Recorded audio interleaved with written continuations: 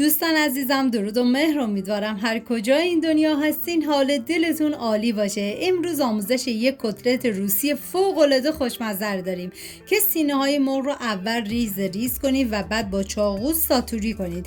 نیازی نیست که اصلا از غذاساز استفاده کنید و بعد از اینکه ساتوری کردید بریزید داخل یه ظرف. و ما نیاز به یه عدد سیب زمینی متوسط داریم که با دنده ریز رنده می‌کنیم. و همچنین یه عدد هویج متوسط هم با دنده ریز رنده میکنم و این کتلت به قدر خوشمزه است که بهتون پیشنهاد میکنم حتما درستش کنید.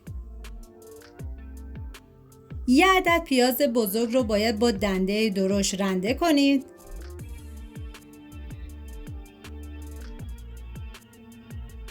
و حالا موادی که رنده کردیم باید کاملا آبش رو بگیرید و بعد به سینه مرغ اضافه کنید.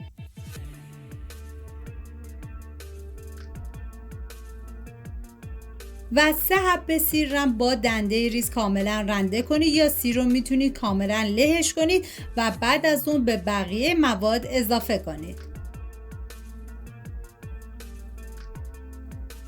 و ما برای این کتلت خوشمزمون نیاز به جعفری و تره داریم که حتما از یه دسته جعفری و تره تازه استفاده کنید. به هیچ عنوان از سبزی خوش استفاده نکنید. و حالا به بقیه مواد اضافه شون میکنم و 3 قاشق غذاخوری سس مایونزم به بقیه مواد اضافه میکنم و 2 عدد تخم مرغ و ادویه هم شامل نمک، زردچوبه و فلفل قرمز هستش و 3 قاشق غذاخوری آردم اضافه میکنم و حالا همه مواد رو با همدیگه مخلوط میکنم و بعد به مدت نیم ساعت باید این مواد رو بذارید داخل یخچال و بعد از اون باید سرخشون کنیم.